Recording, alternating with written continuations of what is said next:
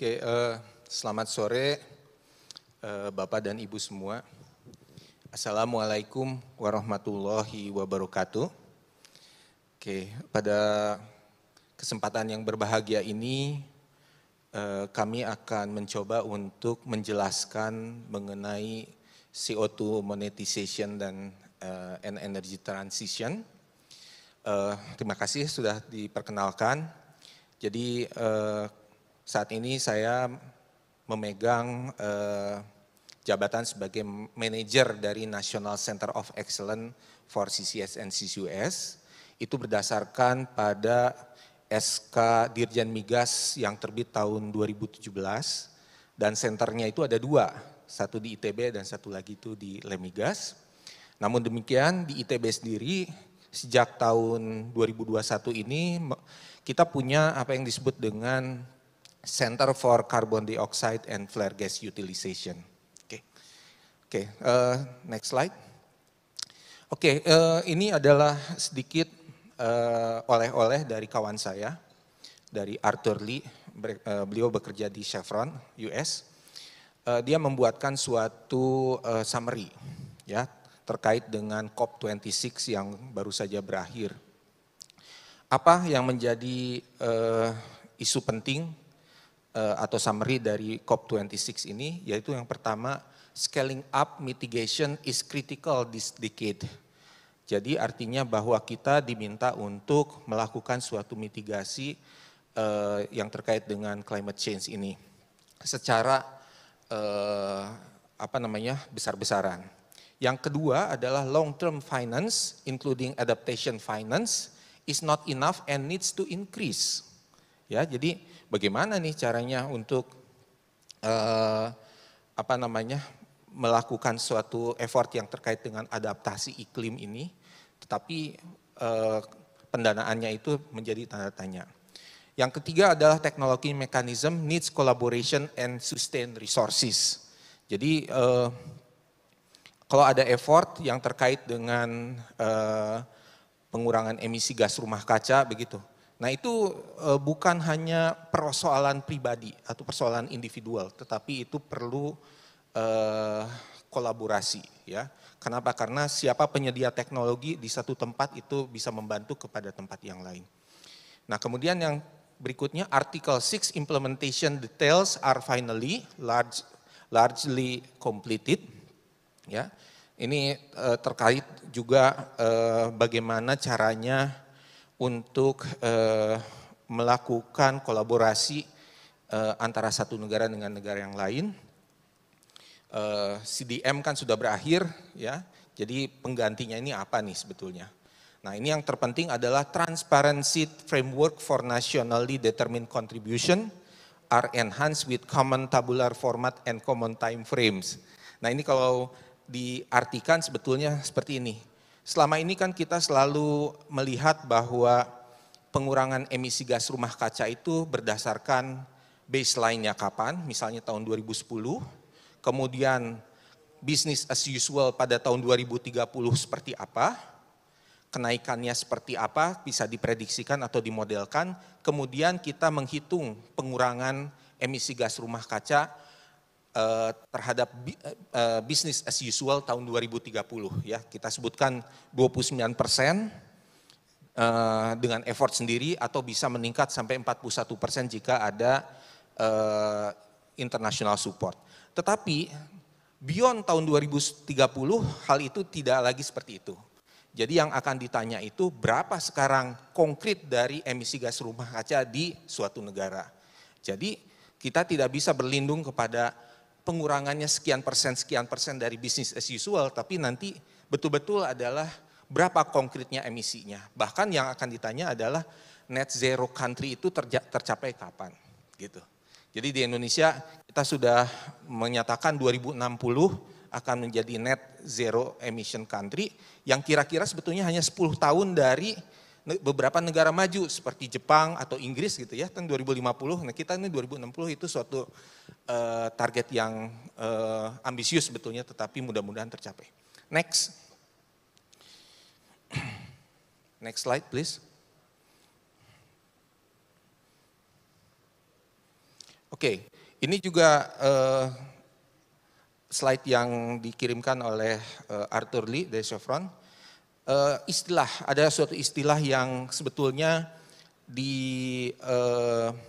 didraftkan sebagai phase out ya, phase out terutama dari penggunaan energi batu bara. Nah, ternyata beberapa negara yang terkumpul di dalam G77 termasuk juga disupport oleh China, India, dan Amerika juga menyatakan bahwa itu harus diganti menjadi phase down. Ya, jadi artinya buat negara kita pun bukan berarti harus untuk mengganti semua energi fosil ini menjadi energi yang baru dan terbarukan, tetapi kita bisa tetap menggunakan energi konvensional ini, tetapi emisinya yang perlu ditekan sehingga emisinya itu tidak terlalu besar.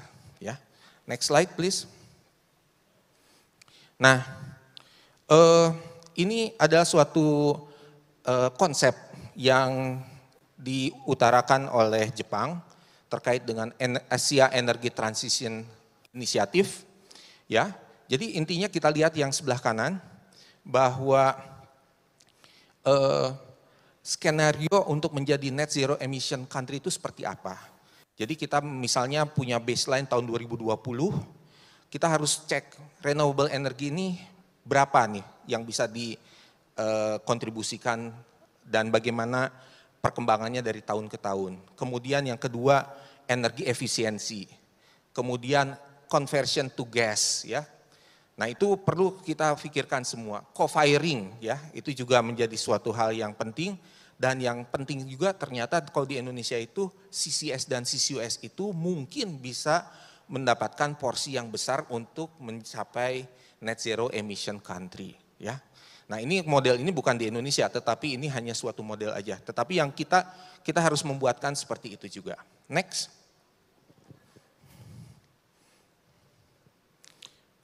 Nah, ini cuma sekedar untuk refresh mengenai NDC, Indonesian NDC kita. Tahun 2010 kita bisa lihat di dalam kolom ya.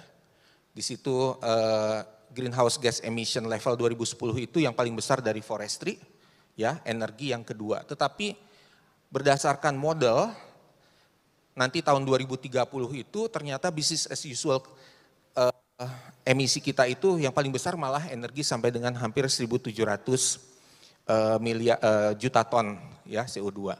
Nah, terus kita membuatkan model kalau dengan effort sendiri nanti akan menjadi CM1 ya, besarnya sekian, atau CM2 itu jika ada international support. Jadi pengurangannya bisa dilihat di tabel yang paling kanan. Ya. Jadi ini aja yang menjadi PR kita karena kita masih punya PR sampai dengan 9 tahun ke depan. Ya. Next. Nah, ini sebetulnya mungkin ilustrasi yang bagus untuk memperlihatkan bahwa garis yang putus-putus itu adalah business as usual yang berdasarkan model pada tahun 2030 ya. Nah, sedangkan yang berwarna biru itu adalah model kalau kita berhasil untuk melaksanakan NDC. Jadi bisa dilihat bahwa pada tahun 2030 itu kita sebetulnya belum masuk ke kolom 2 degree compatible. Jadi masih di atasnya, jadi masih berkontribusi untuk lebih dari 2 derajat Celcius nih. Nah, oleh karena itu kita harus melakukan Deep Decarbonization Pathway Program DDPP ini. Salah satunya juga dengan melakukan bioenergy CCS, di mana kolomnya itu, tabelnya itu kurvanya itu bisa menuju kepada entah yang 2 degree compatible atau bahkan ke yang 1,5 derajat Celcius Paris Agreement compatible. Nah, itulah yang menjadi PR kita semua. Padahal kita sendiri adalah orang yang bergerak di bidang oil and gas, tetapi kita perlu memproduksikan fossil fuel, tetapi bagaimana nih emisinya tuh supaya bisa ditekan. Nah, gambar yang paling bawah itu sekedar ilustrasi aja mengenai penggunaan fossil fuel. Jadi kalau kita lihat panahnya ke atas itu ialah kita dapatkan oil and gas, dibakar akan mendapatkan emisi yang positif. Sedangkan kalau kita lakukan, gunakan fossil fuel dengan CCS, artinya dia hampir zero. Ya. Nah kalau kita menggunakan new renewable energy, atau renewable energy lebih tepatnya, maka sebetulnya itu adalah zero emission energy. Jadi warnanya itu biru, ya, 0. Sedangkan kalau kita menggunakan bioenergy, itu sebetulnya pada saat tumbuhan itu tumbuh, dia akan menyerap CO2, ya, jadi negatif emission, tapi kemudian ketika ditebang dan kemudian dibakar, dia akan menghasilkan emisi jadi zero. Tetapi kalau CO2-nya kemudian diinjeksikan ke dalam, maka itu menjadi zero emission, ya. Jadi kira-kira seperti itu. Next. Nah ini sekedar cepat aja karena kurva yang saya tampilkan juga berdasarkan Nurwen tahun 2017. Jadi tahun 2030 kita punya cita-cita 1 juta barrel oil plus 12 BSCF gas.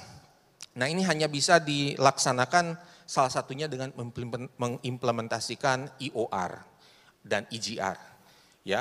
Nah, EOR dan EGR ini sebetulnya menjadi harapan di kita karena kita punya banyak sumber CO2 yang berasal dari lapangan-lapangan yang ada di sekitar lapangan tersebut. Ya. Nah, oleh karena itu perlu kita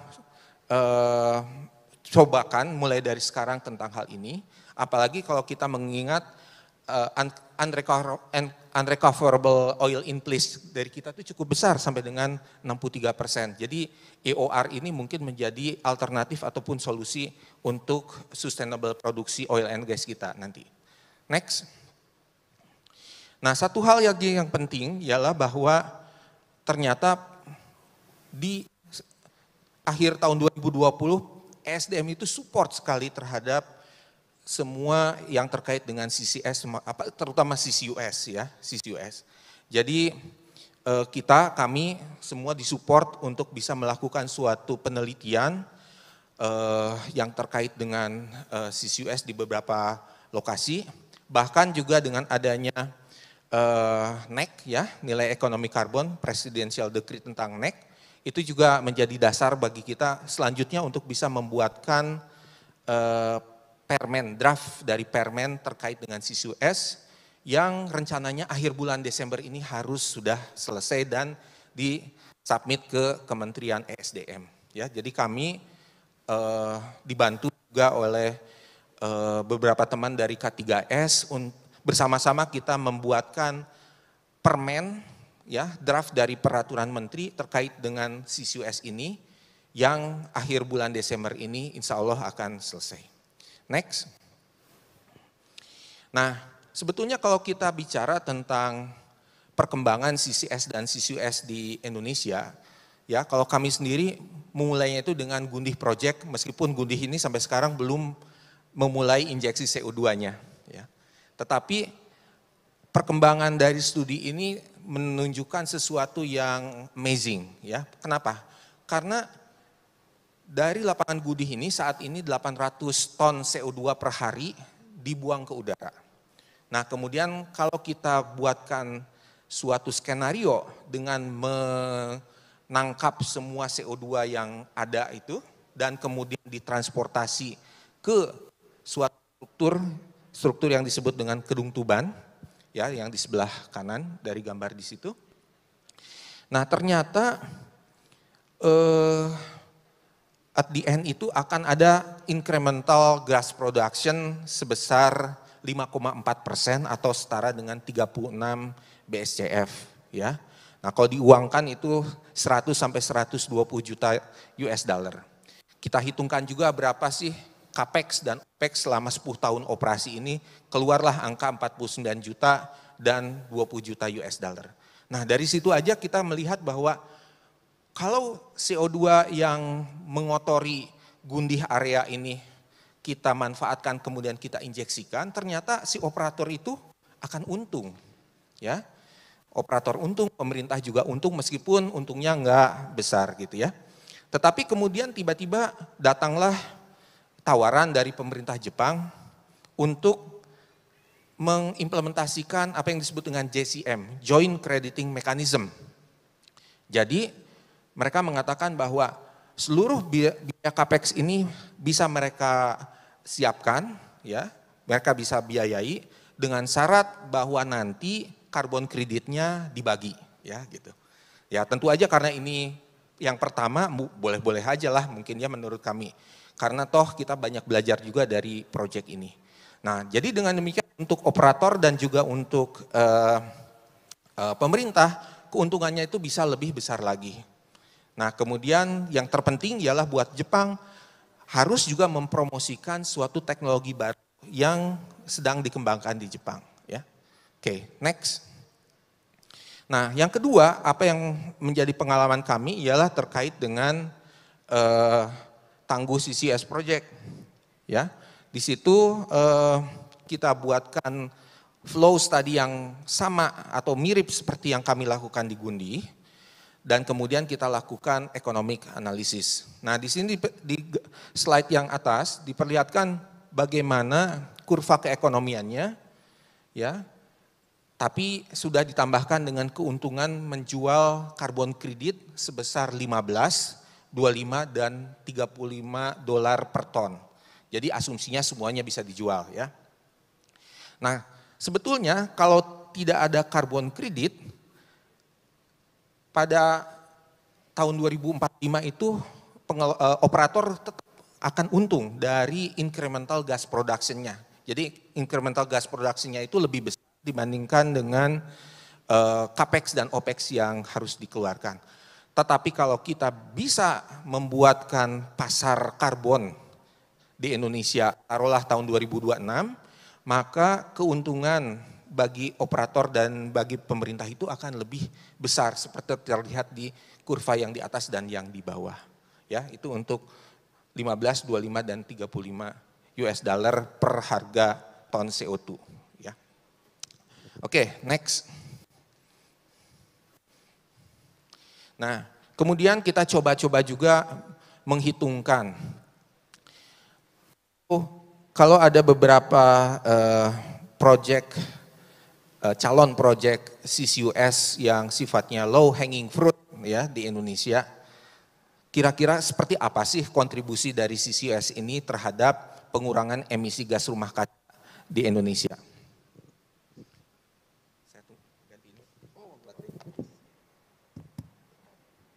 Oke, ya. Jadi kita bisa lihat di sini, Gundi selama 10 tahun itu bisa mengurangi 3 juta ton CO2. Kalau Tangguh itu 25 sampai 35 juta ton CO2 selama 10 tahun. Kemudian dari blok yang ada di Jawa Timur, beberapa lapangan di Jawa Timur, itu total bisa sampai 35 juta ton CO2. Ya. Kemudian yang menarik ialah bahwa CO2 dari petrochemical industry itu udah pure CO2. Jadi tinggal dimasukkan aja gitu ya, tinggal ditransportasi dan dimasukkan ke subsurface. Tentu aja urusan subsurface itu urusan yang paling susah ya. Nah, tetapi itu potensinya cuma dari banggai amonia plant di Sulawesi Tengah ditambah dengan pupuk kaltim di Kalimantan Timur dan amonia plant yang diproduksi oleh PT KPI, itu aja sudah bisa total sampai dengan 30 juta ton per 10 tahun. Ya. Kemudian mungkin Bapak dan Ibu pernah mendengar rencana untuk membangun dimethyl ether project di Sumatera Selatan, ya, dari batu bara, itu akan ada CO2 sebesar 40 juta ton yang bisa diinjeksikan, tetapi yang 25 juta tonnya itu sulit untuk diinjeksi ke dalam bumi karena bercampur dengan gas nitrogen yang ada di udara. Ya. Jadi sebetulnya dari contoh yang disebutkan ini, total 137 juta ton CO2 itu bisa dikurangi. Jadi itu udah sampai dengan 34% dari target pengurangan emisi gas rumah kaca yang diamanatkan oleh NDC Indonesia. Nah, kalau kami sih percaya bahwa suatu saat nanti akan ada teknologi-teknologi lain yang bisa memisahkan CO2 dari gas nitrogen, seperti yang halo? Seperti yang dihadapi, bisa slide sebelumnya? Ya, seperti dihadapi di PLTU ya, di PLTU. Tapi suatu saat nanti ketika PLTU ini tetap beroperasi dan kebutuhan teknologi untuk menangkap karbonnya itu sudah ada yang murah, maka potensi untuk menginjeksikan CO2 ke subsurface itu akan lebih besar lagi, dan kemudian yang terfikirkan adalah bagaimana nih memonetisasi CO2 yang disimpan secara permanen di bawah bumi. Oke, next. Nah, sekarang kita coba lihat carbon price development itu seperti apa sejak tahun 2008 ya. Jadi kurvanya seperti ini terlihat. Kita mengalami apa yang disebut dengan oversupply sehingga kurvanya turun, kemudian ada reformasi EU ETS, dan kemudian ada Brexit turun lagi, dan tiba-tiba aja sejak tahun 2018 atau 2017 akhir itu naik ya. Next slide. Ya, terus naik sampai dengan tahun 2021 kuartal kedua. Jadi EU Carbon Trading Price itu sekarang rata-rata 50 euro per ton. Padahal mulainya itu adalah sangat rendah. Ya. Nah, kita juga sama sekarang sudah menerapkan carbon tax dengan $2 per ton CO2 dan diimplementasikan hanya di PLTU, tetapi 10 tahun yang akan datang harganya mungkin bisa meningkat. Jadi suatu saat industri akan berpikir mana nih yang lebih menguntungkan, apakah bayar tax-nya ataukah membuat suatu effort untuk pengurangan emisi gas rumah kaca yang harganya lebih murah daripada membayar tax. Ya. Kalau Bapak dan Ibu pernah mendengar tentang Sleipner, ya, Sleipner itu, halo, ya, Sleipner itu dibangun sebagai suatu model bahwa kalau di Norway harga tax-nya itu mencapai $60 per ton, maka Sleipner itu cost-nya hanya $17. Makanya oil and gas di sana, Statoil dulu lebih memilih untuk melakukan CCS. Gitu. Oke, next. Ya, ini beberapa gambaran yang lain dari beberapa negara. Ya, di Norwegia sekarang $62 per ton. Kemudian di Uni Eropa mirip seperti itu, di Inggris lebih tinggi lagi. Kemudian di Kanada sekarang masih $10 per ton, tetapi nanti tahun 2022 menjadi $50 per ton. Ya, kenapa itu memungkinkan? Karena penduduk di sana juga nggak terlalu banyak, begitu. Nah, terus Amerika sendiri lebih suka untuk menerapkan carbon tax credit, ya, carbon tax credit. Jadi kalau oil and gas industry itu bisa melakukan CCS atau CO2 EOR, maka dia akan mendapatkan reward yang dapat digunakan untuk mengurangi tax-nya dia, begitu. Ya. Oke, next. Nah, ini adalah gambaran yang kami summary-kan begitu kita ambil dari buku. Kita lihat range dari nilai ekonomi karbon itu bervariasi. Swedia itu paling mahal, lebih dari $130. Tetapi ada juga negara maju seperti Jepang yang nilai ekonomi karbonnya itu masih kurang dari $5. Tetapi dia support untuk pengurangan emisi gas rumah kaca secara besar-besaran bahkan di luar negaranya. Kenapa hal ini dilakukan? Ya, karena dia siap-siap.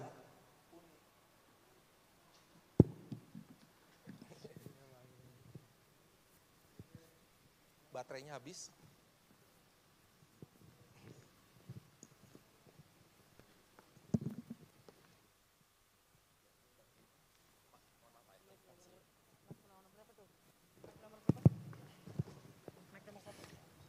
Oke, ya, karena Jepang itu siap-siap untuk melakukan kenaikan carbon tax ketika teknologi mereka sudah ready. Nah, gitu kira-kira ya. Jadi mereka punya strategi. Tetapi dalam hal ini sekarang pun Jepang punya suatu komitmen yang bagus untuk pengurangan emisi gas rumah kaca dikaitkan juga dengan industri. Oke, next. Nah, yang menarik lagi ialah ada program yang disebut dengan Transboundary CO2 Transportation. Ya, lah ini apa ini? Nah, ternyata itu adalah suatu bisnis baru, ya, terutama untuk Norwegia yang mempunyai banyak CO2 storage. Salah satu program yang proyek yang sedang berlangsung disebutnya Northern Light. Itu bisa mengakomodasi CO2 dari beberapa negara tetangganya dimasukkan ke dalam sink yang ada di Northern Light itu. Artinya apa? Norway mungkin berpikiran juga untuk mendapatkan income tambahan dari bisnis CO2 storage. Nah, next. Ya, jadi kira-kira seperti ini. Capture-nya diurus oleh setiap CO2 producer, tetapi transportasi dan storage-nya itu diurus oleh project proponent, oleh Northern Lights project-nya. Next.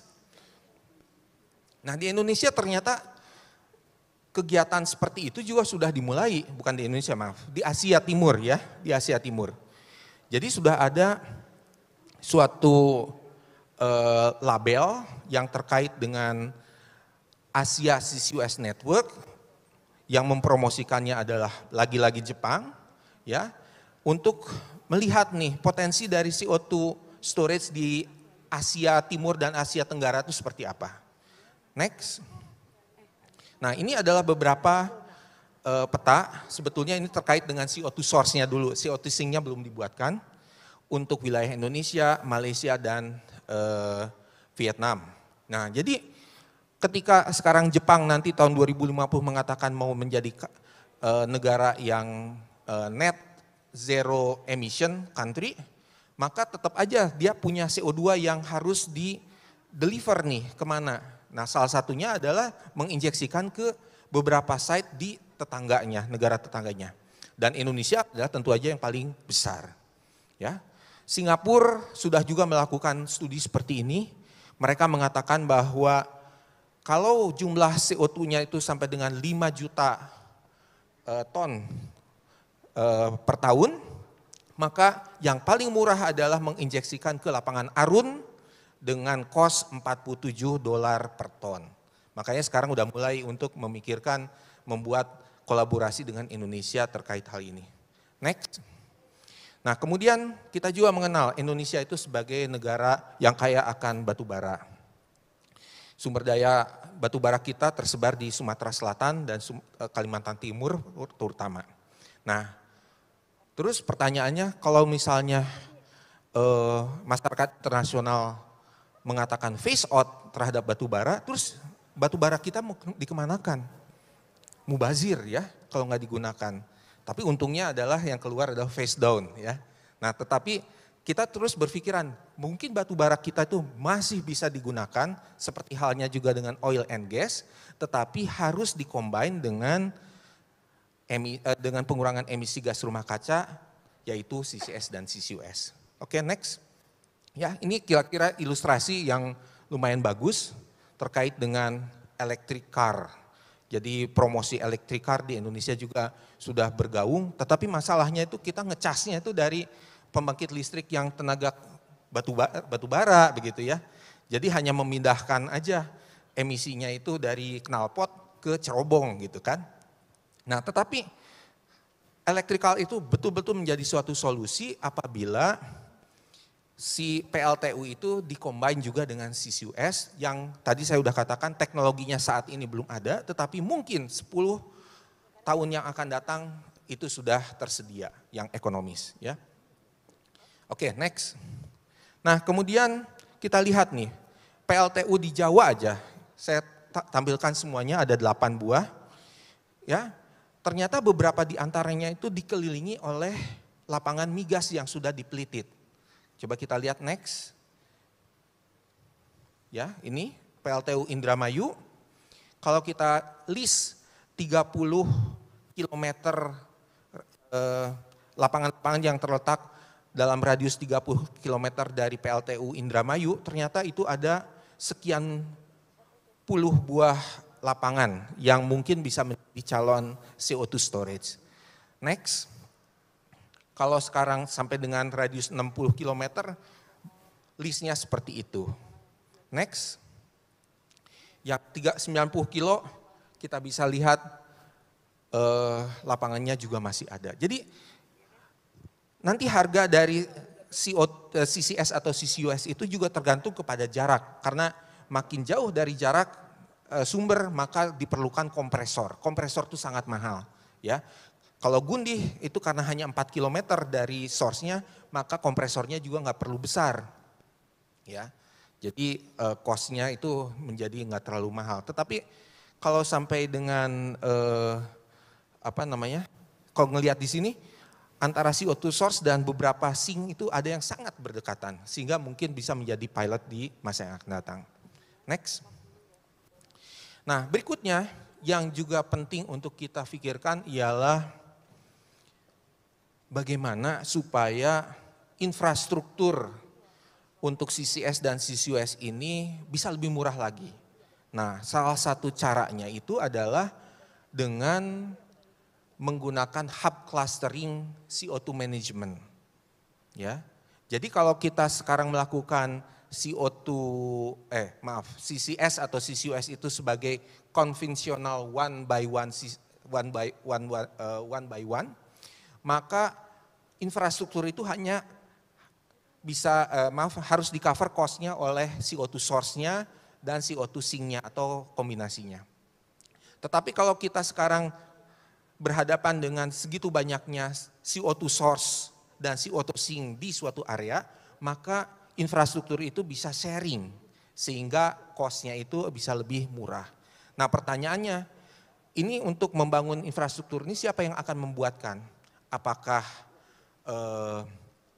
CO2 source entity-nya, ataukah CO2 sink-nya, ataukah kombinasinya, atau bahkan pemerintah mungkin aja. Nah, itu yang kita coba kaji di dalam regulasi yang sedang kita susun itu.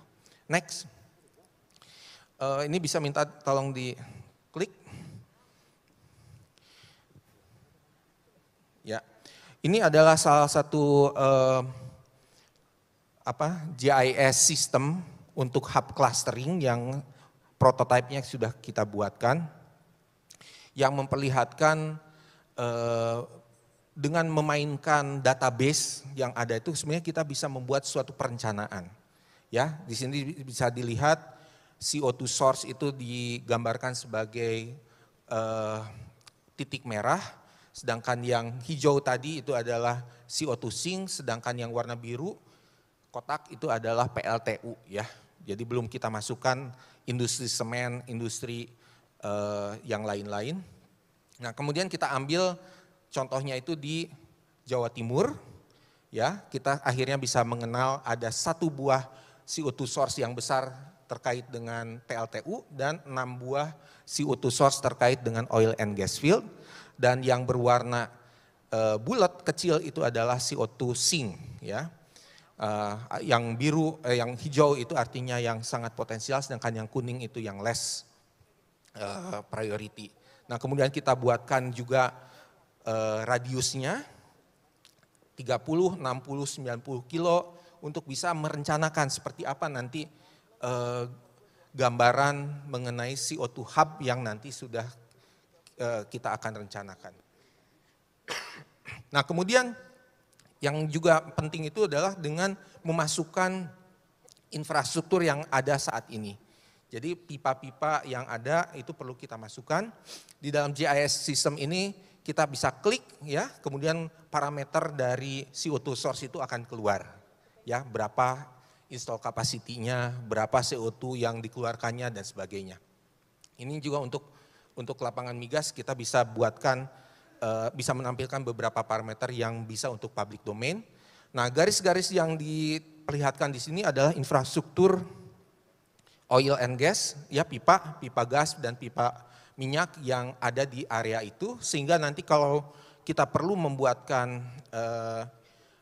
pipa khusus untuk CO2 bisa di sebelahnya, ya, jadi tidak perlu kita bisa menggunakan RO yang ada. Nah, gitu, ya.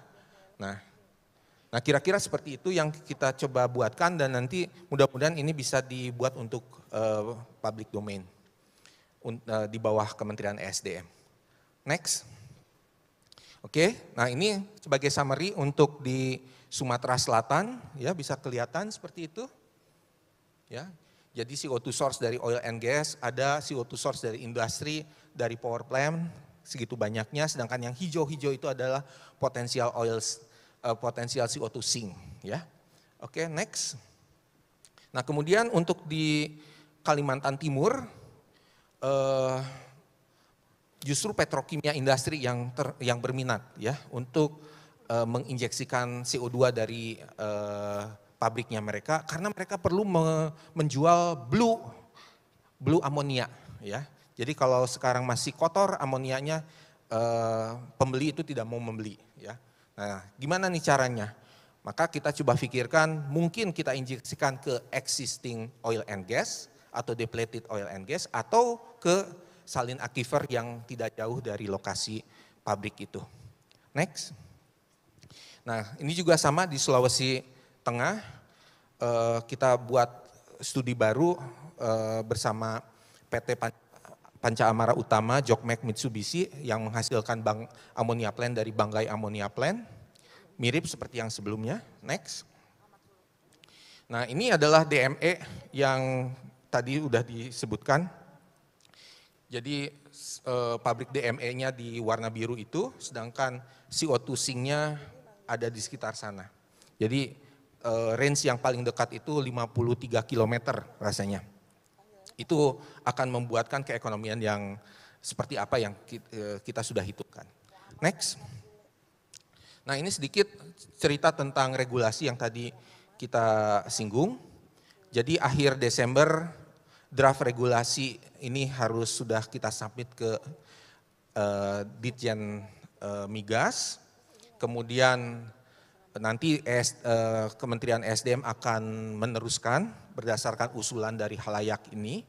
Dan mudah-mudahan ini yang menjadi basis untuk melakukan CCUS project di Gundi, di Tangguh dan sebagainya. Mungkin di Saka Kemang juga seperti itu.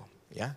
Jadi kita perlu membuatkan CCS regulasi yang betul-betul mensupport, tidak memberatkan kepada si operator. Ya.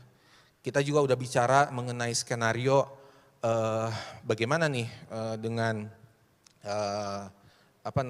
cost recovery yang sekarang ada, apakah perlu dimodifikasi atau sebagainya.